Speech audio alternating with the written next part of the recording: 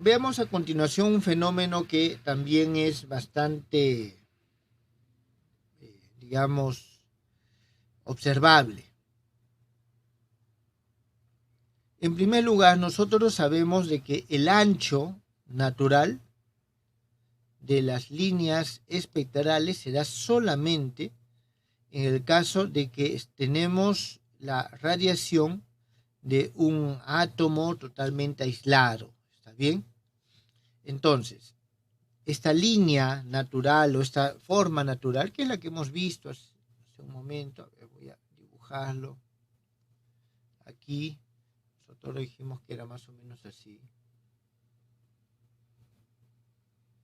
Esa forma natural será solamente si es que el átomo o el electrón que está en el átomo se encuentra en reposo y no está sujeto a ninguna fuerza externa. ¿Está claro? Entonces, aquí nosotros teníamos, ya lo habíamos dibujado,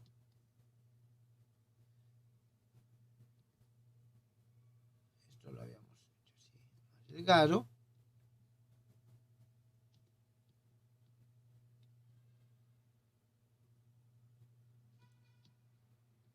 Disculpen, jóvenes. Entonces, nosotros aquí tenemos de que el ancho es este que está aquí. ¿Está bien? Esto será solamente en condiciones naturales o en condiciones ideales. La forma natural de la línea de emisión será solo en condiciones ideales. ¿Cuáles son estas condiciones ideales? El átomo en el cual se encuentra el electrón que está oscilando está en reposo y no hay campo de radiación. Es decir, no se encuentra en ningún campo de radiación debido a alguna fuerza externa, como hemos visto en el caso anterior, el campo eléctrico que varía armónicamente. Ahora, estas condiciones ideales prácticamente no se observan nunca. ¿Por qué? Porque el átomo nunca está solo, siempre está al costado de otros átomos y está bajo la acción de los campos de los otros átomos. Por eso siempre, además, nosotros tenemos el movimiento térmico de los átomos, es decir, los átomos están moviéndose caóticamente. Y en ese movimiento térmico, los átomos, estos interactúan unos con otros. ¿Qué significa? De que la forma de la línea de emisión siempre va a variar debido a la interacción con otros átomos. Entonces, esta forma natural de la radiación, por lo general, no se observa. Entonces, la forma natural de la línea de emisión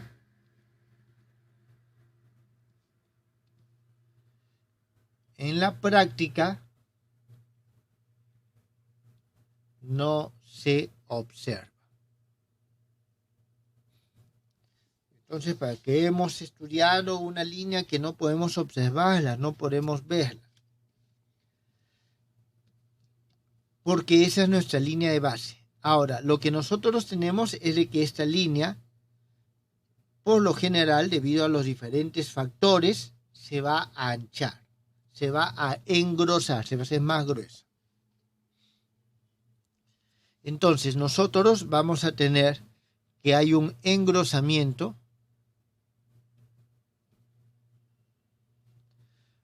homogéneo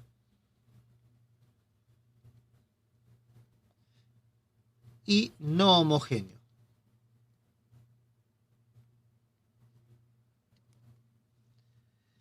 ¿Qué factores nos van a determinar de que la línea se ensanche? Nosotros podemos dividir esos factores en dos grupos.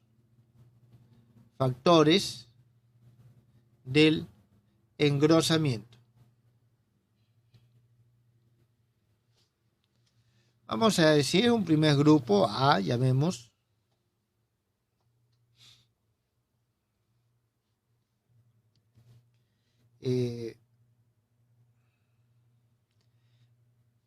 Vamos a ver lo siguiente.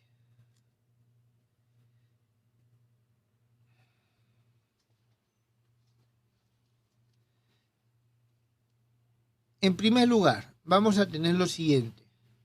Un grupo de factores,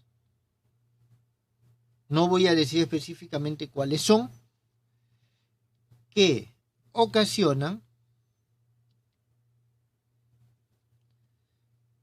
en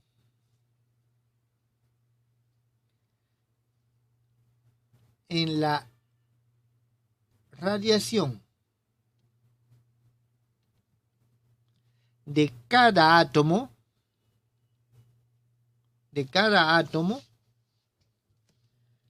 la misma variación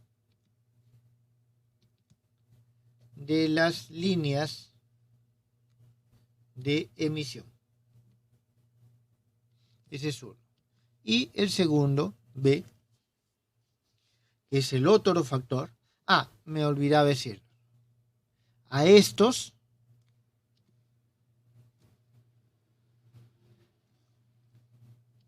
en todo caso, a este engrosamiento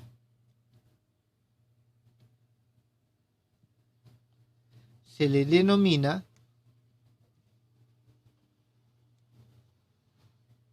homogéneo.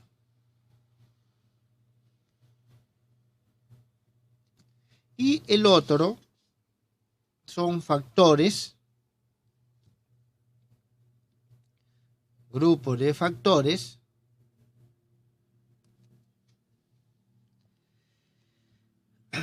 que ocasiona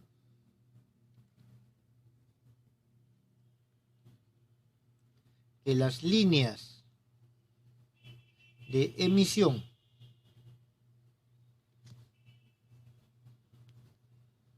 de cada átomo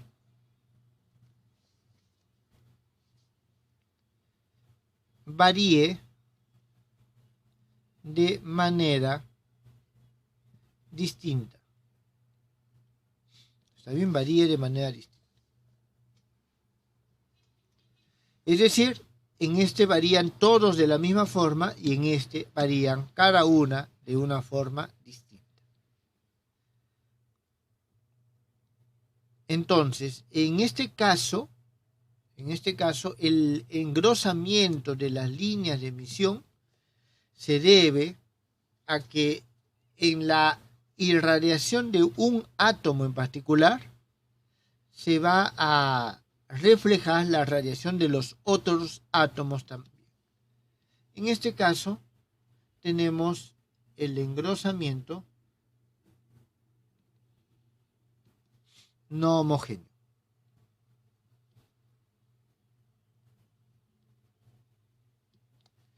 Entonces, eso es lo que nosotros tenemos aquí. Las líneas se hacen cada vez más gruesas.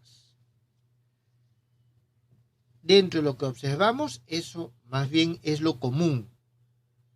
¿Está bien? Es lo común. Mientras el hecho de que se hagan o que dependan, ¿está bien? Dependan de que tengan la forma natural, es poco común. ¿Tienen alguna pregunta, jóvenes?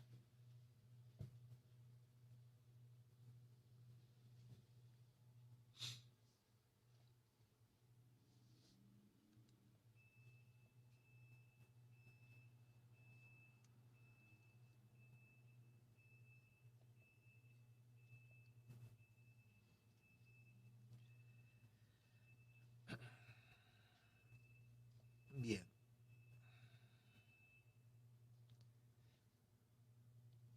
Vamos a ver aquí lo siguiente.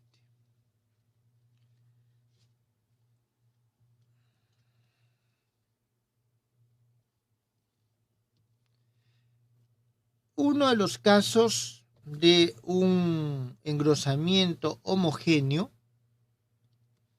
es el debido al ancho de la línea de emisión natural. Nosotros tenemos lo siguiente. Un átomo, en principio, cuando hay un salto, debería de darnos una línea como espectro, nada más. ¿Está bien? Entonces, ¿qué es lo que pasa? Nosotros no tenemos una línea. Vuelvo a repetir, lo que nosotros tenemos es un comportamiento de esta forma. Entonces, tenemos todo este conjunto. Este ancho natural es característico de todos los átomos independientemente. ¿Está claro? Si tengo átomos de un cierto tipo, ciertas características, todos los átomos van a emitir de la misma forma. Entonces, nosotros podemos decir de que esta es un engrosamiento natural. Homogéneo.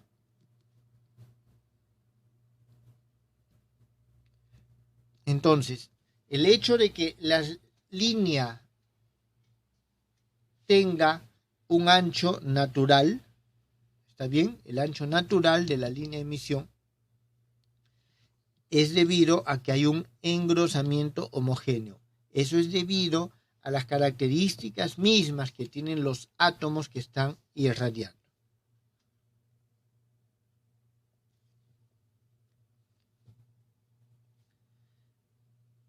La emisión de un átomo coincide con la emisión de todos los átomos que están emitiendo. ¿Eso está claro, jóvenes?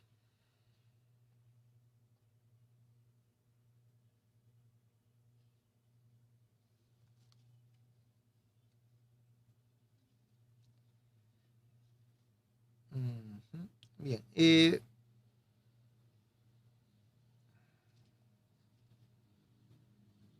A ver. Nosotros podemos, y aquí simplemente vamos a seguir conversando un poco. ¿Qué es lo que pasa, por ejemplo, si nosotros tenemos un gas? Vamos a ver el engrosamiento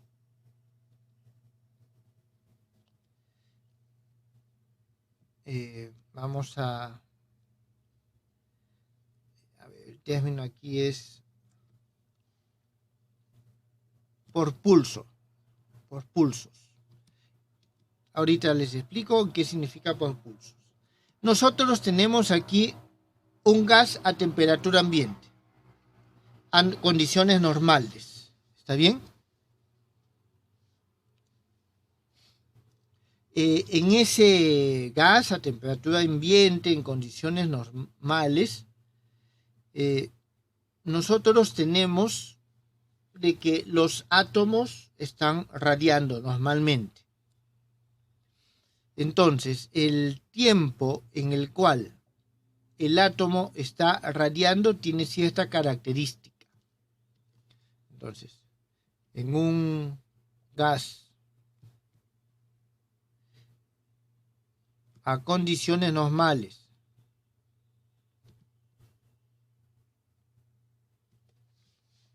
los átomos irradian, o en todo caso, aquí no, la irradiación de los átomos.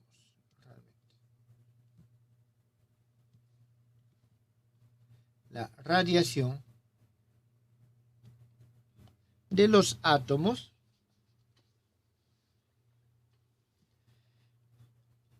no se altera por la interacción.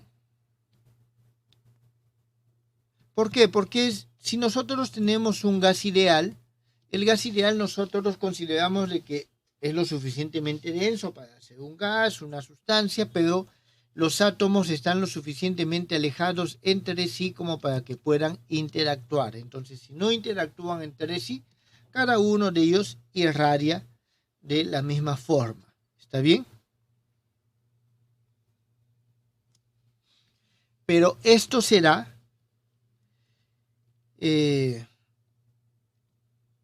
si el tiempo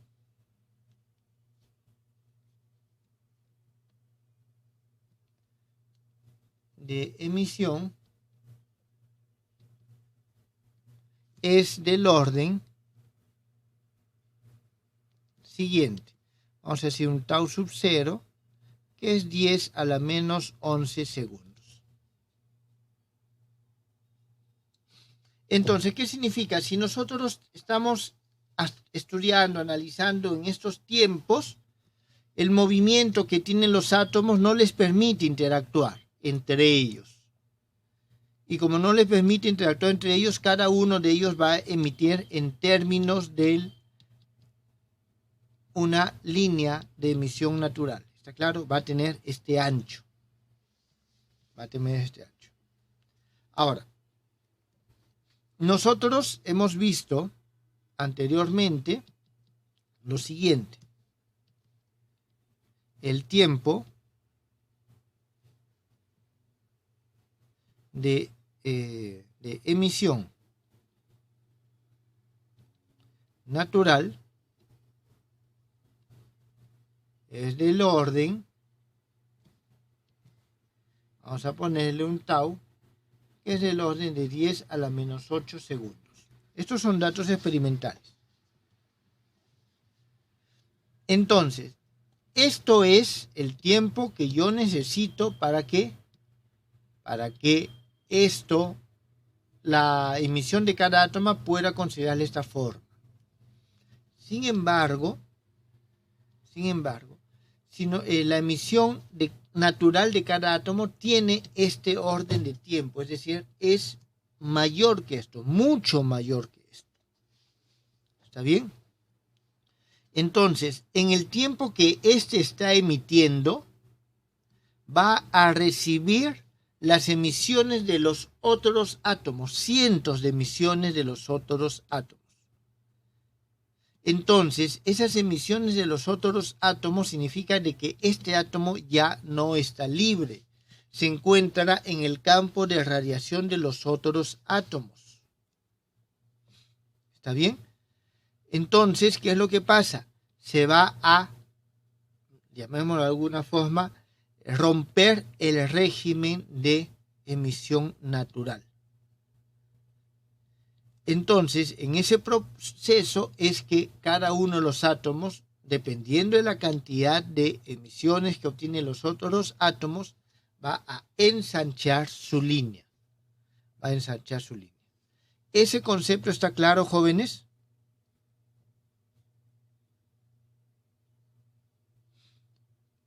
Entonces, se le dice por pulsos porque son como pulsos, como pequeños golpes que va recibiendo este.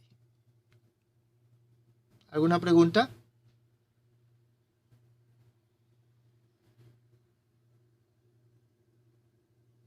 Profe, el tiempo de emisión natural, ¿a qué se refiere con tiempo de emisión natural?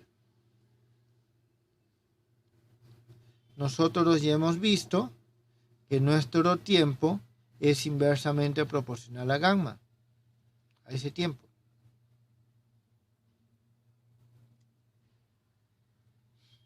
Eso es lo que nosotros tenemos. ¿Está bien? Es decir, es el tiempo el cual se considera, desde el punto de vista cuántico, que un electrón se encuentra en un nivel energético.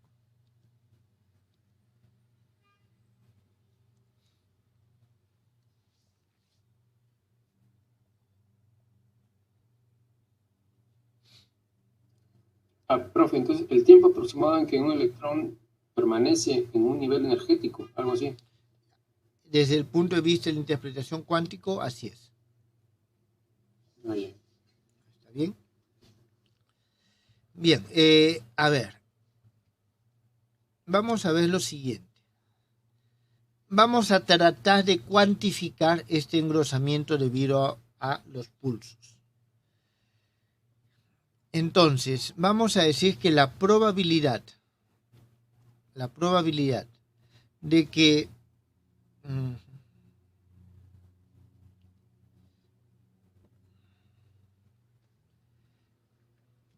vamos a decir de que la probabilidad de que el tiempo, o sea, entre dos choques de partículas, de átomos en este gas, se encuentre en el intervalo, vamos a ver, este P, ¿sí? Vamos a decir que la probabilidad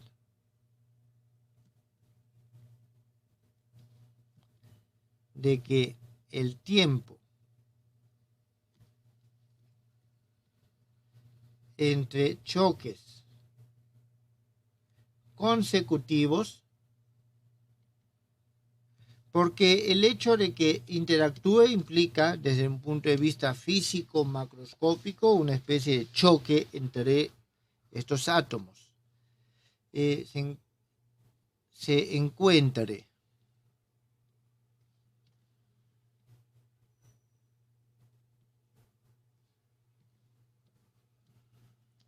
en el intervalo que va de un valor psi a un valor psi más de psi,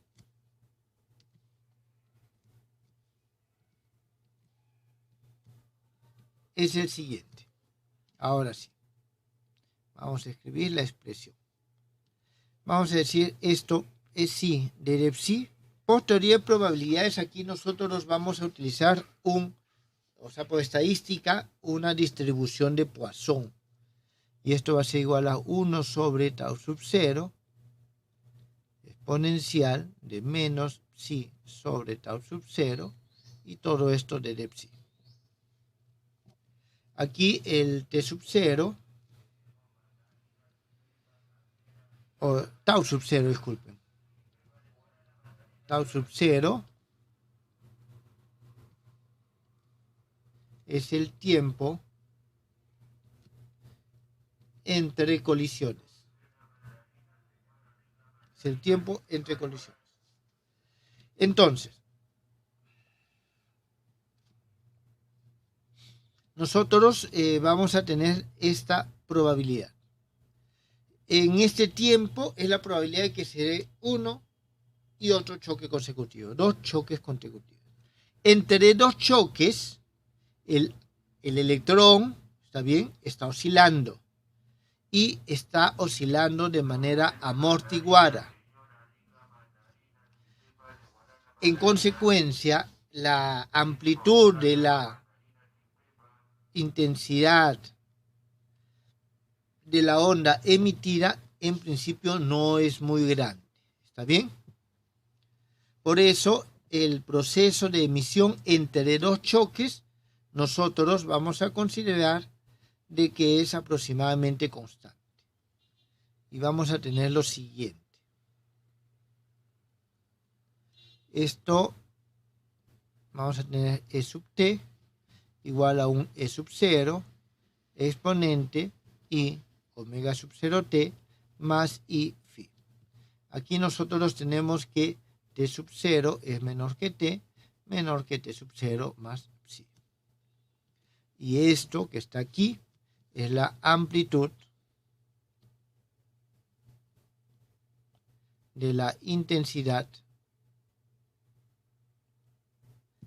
eléctrica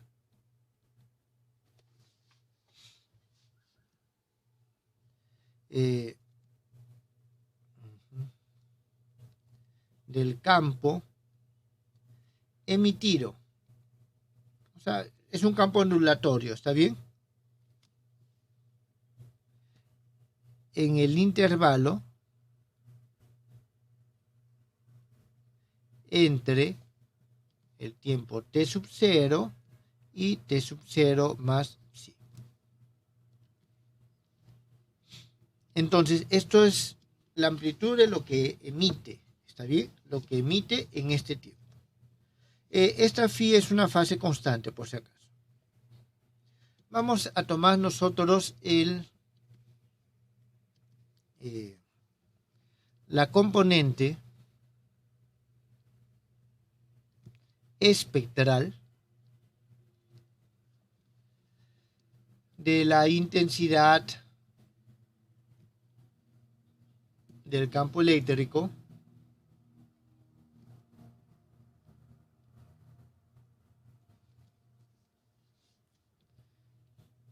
en el intervalo de tiempo dado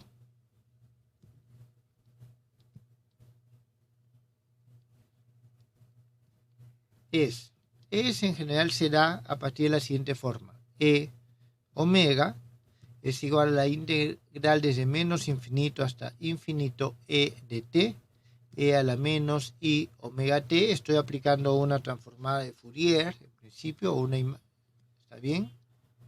Esto es igual a la integral desde t sub 0 hasta t sub 0 más psi, porque ese es el tiempo entre dos oscilaciones que estamos estudiando. Es E sub 0 exponente de I omega sub 0 t menos I omega t más I phi de dt. Esto es igual a un E sub 0 exponente de I omega sub 0 menos omega t sub 0 más I phi,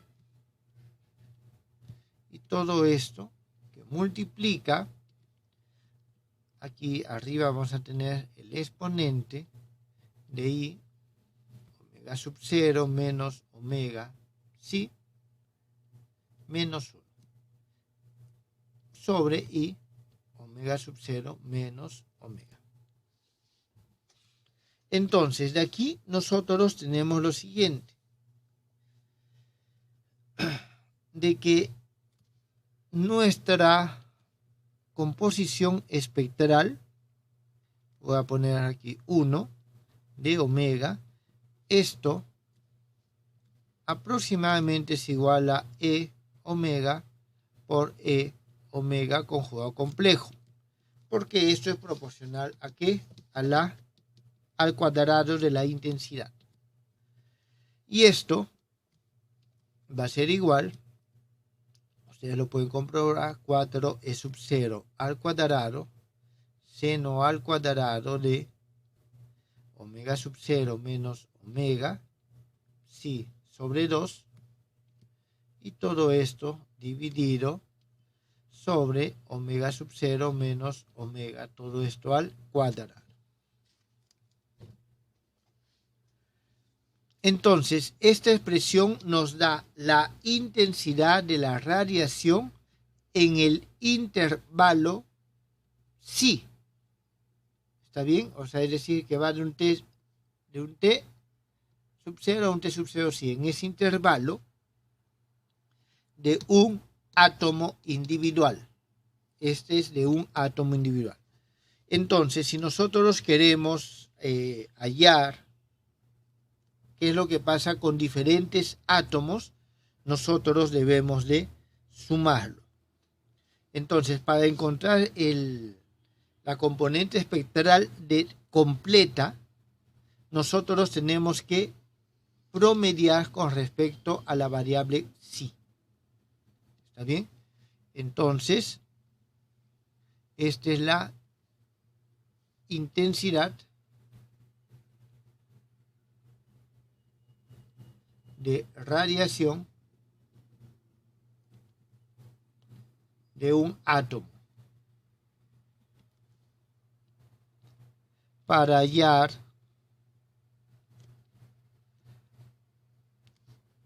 la intensidad total,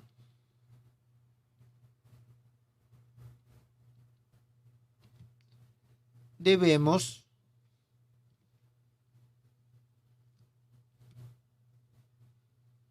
promediar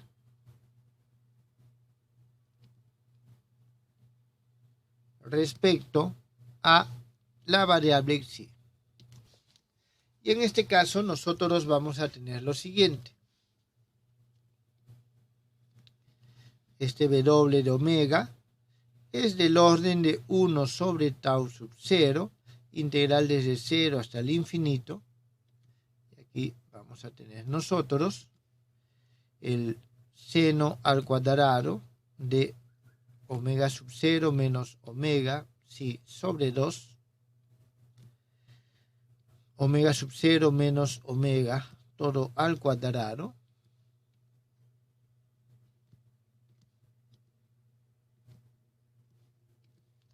y esto multiplicado por e a la menos psi sobre t de psi. Una vez que se opera, esto se obtiene un medio de 1 sobre omega sub 0 menos omega al cuadrado más 1 sobre tau sub 0 al cuadrado. Esto significa que esta ampliación del espectro por estos pulsos nos lleva a una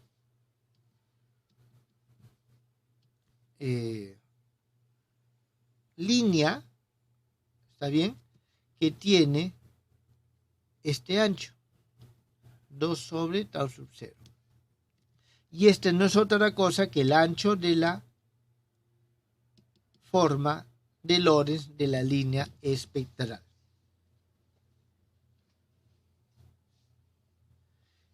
Esta ampliación debido a estos pulsos también es homogénea.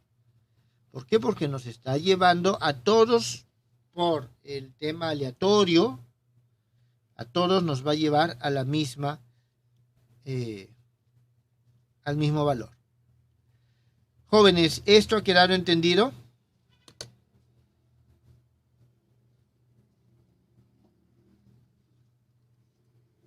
Profe, esa radiación se debe al producto del choque que hay entre los electrones, ¿no? Así es. Entendamos también que choque entre los electrones no significa el choque clásico que nosotros tenemos, sino es la interacción electromagnética que se da, que comienza a ser sensible. ¿Está entendido? Porque los electrones no son partículas, no son como esa bolita que están ahorita viendo. Son elementos más complejos. Entonces, esa colisión no es la colisión clásica. Es la colisión debido a la interacción electromagnética. ¿Está eso claro? Claro, que es lo que estamos viendo justamente ahora, ¿no? Así es. Profe, entonces la radiación que se emite no solamente se da cuando un electrón pasa de un nivel más alto a un nivel más bajo, sino también se da producto de los choques que hay entre ellos. Claro, es que producto de los choques hay intercambio de energía, hay excitación de los electrones, y esta excitación de los electrones hace que pase a otro nivel energético, entonces absorbe, emite. Es un proceso bastante complejo. Lo estamos simplificando bastante nosotros, está claro, simplemente para poder visualizar y cuantificar. Ya. Ok, profe. ¿Alguna otra pregunta?